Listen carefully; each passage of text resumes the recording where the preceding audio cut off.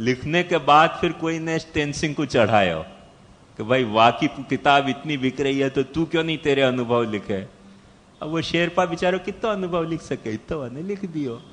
Actually वो तो गयो तो श्रम करने के लिए, बाकी खूबसूरती को आनंद लेने के लिए नहीं। तो तप और ज्ञान को जो भाव है वो श्रम को भाव है, और योग और ध्यान को जो भाव है वो अनुभूति को भाव है। तो जो अनुभूति को भाव है, ये जैसे आप एक बात को सीधे तरह से या तरह समझ सको कि एक आर्टिस्ट जो कमर्शियल आर्टिस्ट है वो मेहनत करके और कोई आर्टिस्टिक क्रिएशन पैदा कर रहे हो, और एक आर्टिस्ट जो अपने आर्टिस्टिक अर्ज के कारण कुछ आर्टिस्टिक क्रिएशन कर रहे हो, तो वाके क्रिएशन में कोई वाको अनुभूति बोल रही होगी। वो अनुभूति पूरी आपको शायद कन्वे नहीं कर सके आर्टिस्ट, पर वाकई कुछ अनुभूति छलकेगी वाके क्रिएशन में। और एक जैसे फिल्मी जो गाना में सब आर्टिस्टों में उनको नोटेशन दे दियो जाए, उनने परफेक्ट इतना अभ्यास किया हो कि एज पर नोटेशन उनने सब बजा दियो, तो वो क्या है, श्रम को भाव है, वो आर्ट को भाव नहीं है। तो आर्टिस्ट कोई जो है ना वो लेबर भी होवे है, और आर्टिस्ट कोई आर्टिस्ट भी होवे। आर्टिस्ट में एक आर्ट भी है और स्किल भी है। तो जो स्किल वाला आर्टिस्ट है वो तपो ज्ञान है। ये शायद आर्ट वाला जो आर्टिस्ट है ना वो ऐसा नहीं कर सके। मुझको पंडित जसराज जी ने एक दिन बहुत अच्छी बात कही कि बाबा जैसे लता और ये गा सकती हैं ऐसे हम नहीं गा सकते। एक वक्त गाना सुना वो तुरंत गा सकती है, हम नहीं गा सकते ऐसे, क्योंकि आर्टिस्ट को वह तरह की स्किल नहीं है जो इन गायकन को और इंस्ट्रूमेंटलिस्टन को, क्योंकि वो परफेक्ट हो वहां में नोटेशन दियो नहीं कि फक्त सरेंडर कर दें, पर क्रिएशन के नाम पे उनके पास कुछ भी नहीं हुआ है, और इनके पास क्रिएशन के नाम पे बहुत कुछ हुआ है। या के लिए वो इतने स्किल वाले नहीं हुए कि आपको वो तुरंत प्रोड्यूस कर सकें, रिप्रोड्यूस कर सकें। तब जैसे पंडित जसराज जैसे बड़ो सिंगर यदि यह बात को एडमिट करे है, मतलब कुछ तो डिफरेंट है ना गाने में, ख्याल में हो ना। तो स्किल को जो गाना है, गाने की जो स्किल है और गाने को जो आर्ट है, वहां में डिफरेंस है। तो योग और ध्यान जो है वो आर्ट है, और तप और ज्ञान जो है वो स्किल है। यह बात को यही के लिए अपने यहां हिंदी में आपको शब्द है कला और कौशल। तो एक कौशल है और एक कला है। तो तपो ज्ञान जो है वो कौशल है, कला नहीं है, और योग और ध्यान जो है वो कला है। शायद कौशल कम भी होए। पंडित जी खुद कबूल कर रहे थे कि ऐसे हम नहीं गा सकते, कि वो कंपोजिशन बताओ और फट से गा दियो। उनको मूड आने में थोड़ा समय लगेगा। ये जो किशोरी अमोनकर को जाना है वाकू तो गर्म होने में ही करीब आधा घंटा लग जाए गला को। और ये ऐसे जो गाने वाले हों स्किल वाले उनको तो स्टेज पे खड़ो करो फट से गाना, उनको गर्म होने की जरूरत ही नहीं है, वार्म अप होने की जरूरत ही नहीं है, क्योंकि वो एक्सपर्ट हो, स्किल हो उनके पास।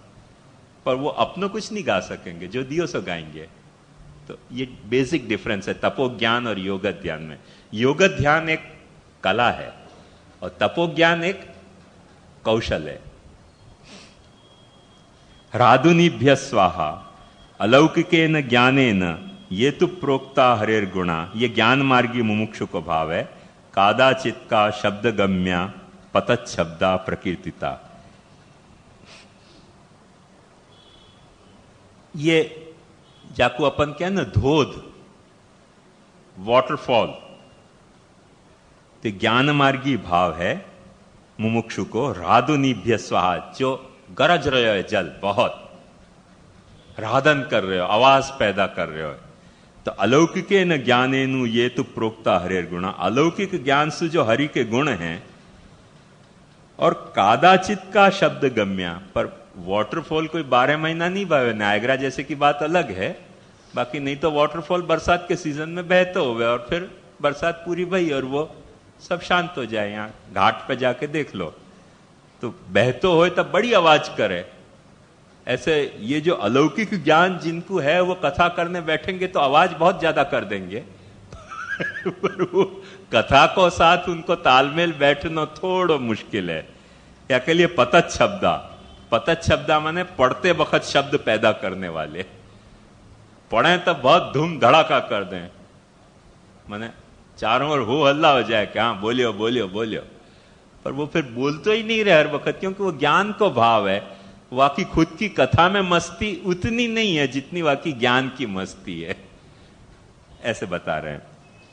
और देवाद्युपासनोद्भूता पृष्वा भूमे रिवोद्गता, महाप्रभु जी क्या कह रहे हैं कि जो झाकड़ को जल है, अन्य अन्य देवन की उपासना करके और कृष्ण कथा करने बैठ जाए, तो वो जो ज्ञान है कि देव कोई तुम्हारा और है, कथा तुम कृष्ण की कर रहे हो, तो तुम्हारे पे जल तो बड़ो शुद्ध चमक रहे हो, पर सूर्योदय भयो नहीं कि जल इवापोरेट हो जाएगा, ज्यादा टिकने वाला नहीं है। कथा कथा में खाली जल को आभास हो रहे हो, पर कथा पूरी भई नहीं कि तुम पाछे कृष्ण भक्त कहाँ हो, तुम तो जा देव के उपासक हो, वह देव की उपासना में तल्लीन हो जाने वाले हो।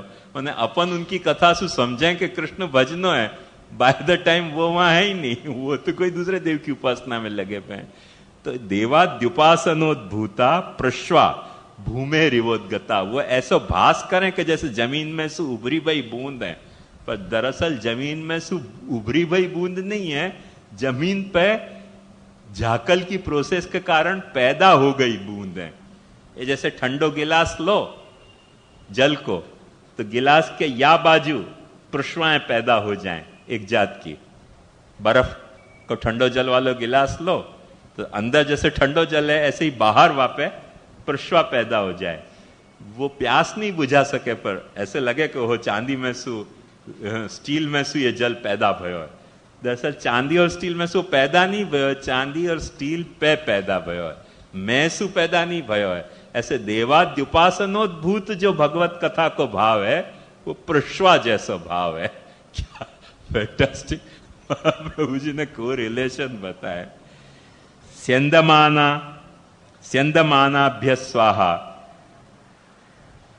पांचमो उपासना मार्गीय साधनादि प्रकारेण नवदा भक्ति मार्गत प्रेम पूर्त्या स्फुरत धर्मा स्यंदमाना प्रकीर्तिता।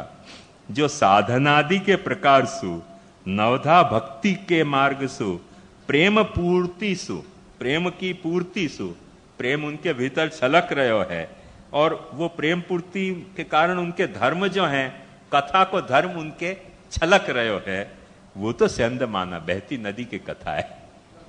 हाँ? क्या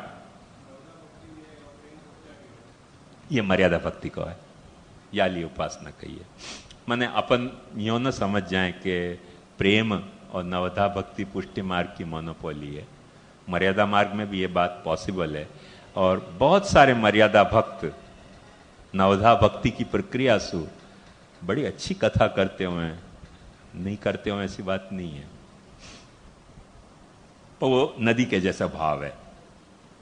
फ्रेश बहती नदी कैसी हो गए। स्थावराभ्य स्वाहा, स्यंद एटले वहवू, वहती नदी।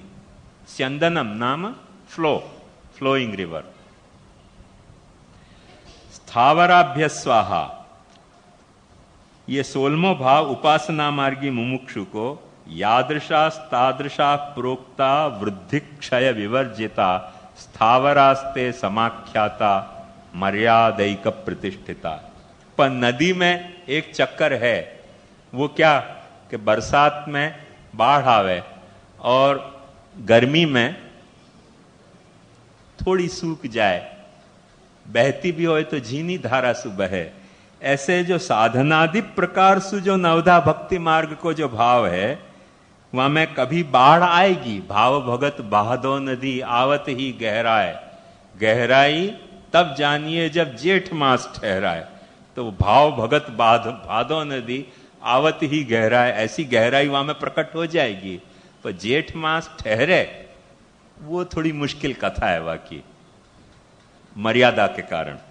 पर मर्यादा को एक दूसरो पहलू और भी प्रकट हुआ है कि यादृशा तादृशा प्रोक्ता वृद्धि क्षय विवर्जिता। बड़े बड़े जो हृदय में हैं, जो न तो कभी बरसात में छलका में हैं, और बड़े बड़े जो तालाब हुए हैं अब कम होते जा रहे हैं। पर जैसे कांकरोली में राय सागर है, ऐसे ऐसे बहुत जगह पुराने जमाने में होते थे बड़े बड़े सेमी सागर जैसे बड़े बड़े तालाब, तो वो स्थावरास्ते समाख्याता मर्यादैक प्रतिष्ठिता, अपनी मर्यादा में हर वक्त बने रहने वाले स्थावर जो हैं वो ऑलवेज रिलायबल हो, वो कभी दगा नहीं दें।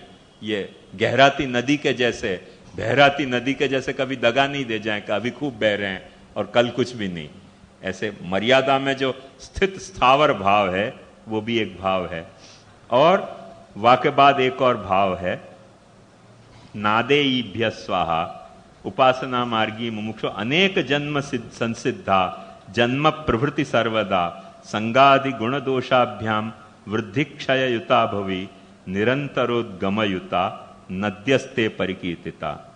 तो संद माना मने बहती वही छोटी नदी, और नदी मने ऐसी नदी के जाको खुद को कोई उद्गम स्थल भी है जो वाको निरंतर सप्लाई करतो रहे।